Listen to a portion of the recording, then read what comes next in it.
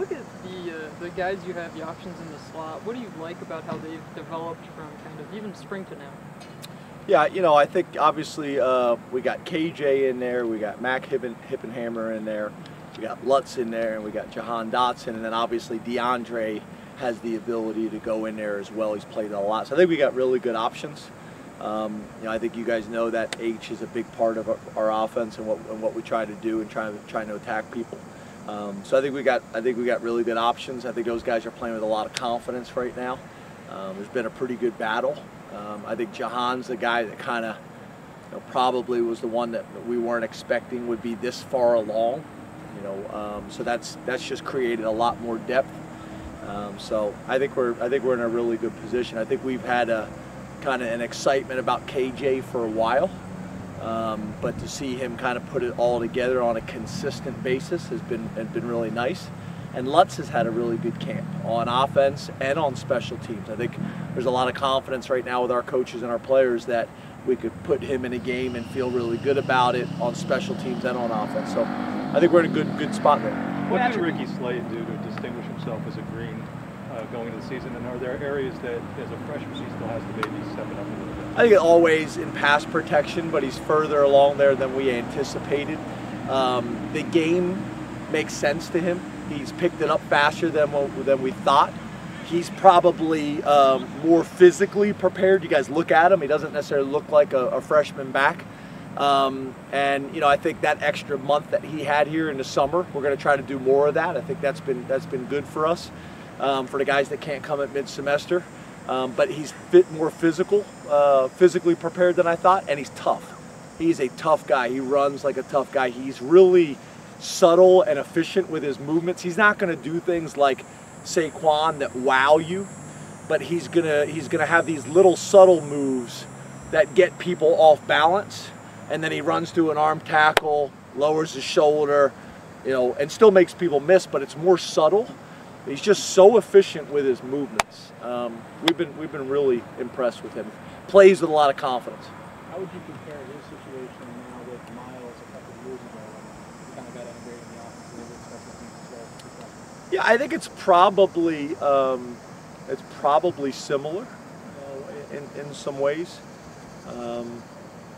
You know, because he's in a situation where you got Miles and you got Jonathan and Mark, two seniors who've been around and done a lot of football here, and then Journey, who's got a lot of upside in terms of raw athletic ability. So I think it's similar in a lot of ways. You know,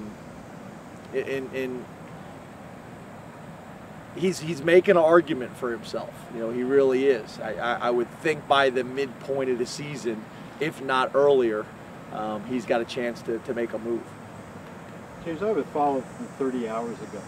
You said, describing leadership, you used the word different this year. What do you mean by that? How did I say that? Because I don't remember.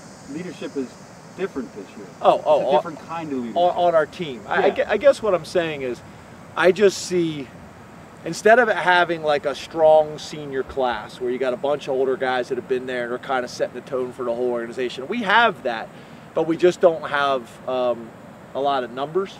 But what I just see it, I see more guys comfortable taking an active role in leadership. I hear more coaching going on the field, and it may not be a senior, it may not be a junior, maybe a redshirt sophomore. Guys that have been around that are comfortable enough now to speak up. The locker room, I think you guys heard me talk about the locker room. The locker room's been immaculate.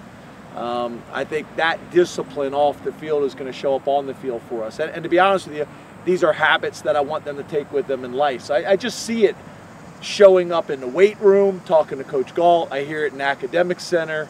I hear it in the locker room. I hear it. We've changed kind of the leadership council model. So I think you guys know, maybe you do, maybe you don't. We have this thing called training on and training off. Have I talked to you guys about that in the past? I probably shouldn't. Training on and training off is training on during the season. You don't go out. You don't go to frats. You don't go to bars. You don't do any of those types of things until we take training off. It's like Saturday after the game.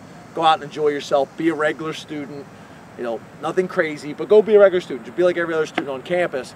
But, you know, no issues, no problems. And we've kind of always controlled that as coaches. We did it, you know, my whole time at Vanderbilt, and then have done it here, and all the way back to Maryland, to be honest with you. But we've now handed that over to the players. So the captains and the leadership council are running that. They're deciding when training is on, and they're deciding when training is off.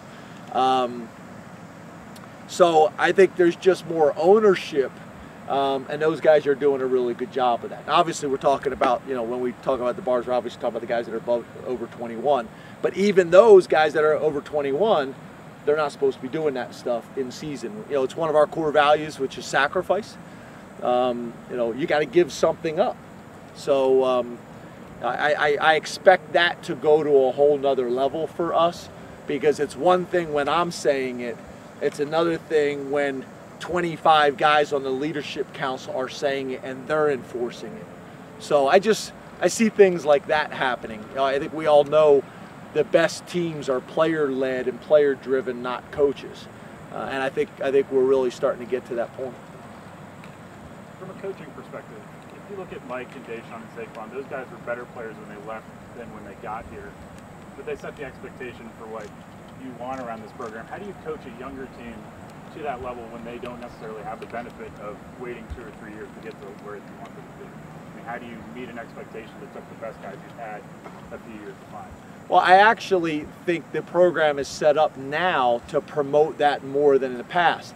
Let's be honest, Mike Gesicki played before he probably should have.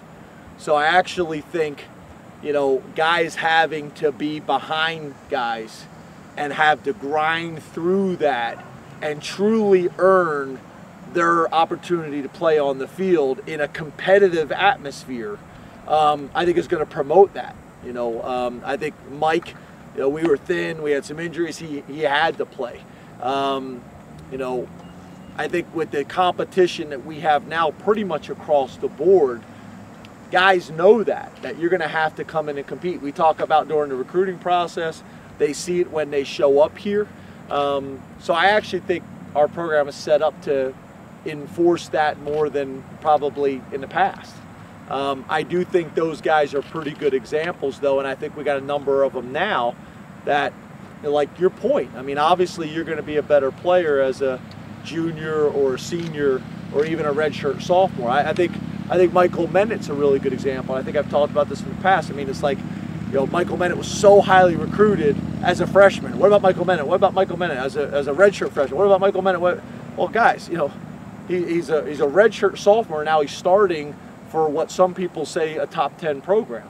You know, that's pretty darn good on the offensive line. So I think probably 3 years ago or 4 years ago, I don't know if we would have been in position to do that with Michael Mennett. I mean, he may have been forced to play before he was ready. I think you guys have heard me say this before. I think when I was with the Green Bay Packers, and we had Brett Favre, and we drafted Aaron Rodgers that year, I think one of the best things in Aaron's career was he was able to sit behind Brett for a couple years and be able to see, this is what Brett does really well.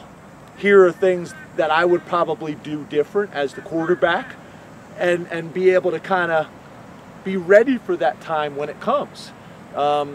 We've all seen quarterbacks get drafted in the first round and they get thrown out there, and sometimes they never end up becoming the player they were supposed to because they were thrown out there too early. So I think our program is a little bit like that. We're going to play freshmen. I think we're playing more freshmen this year than we have in a while.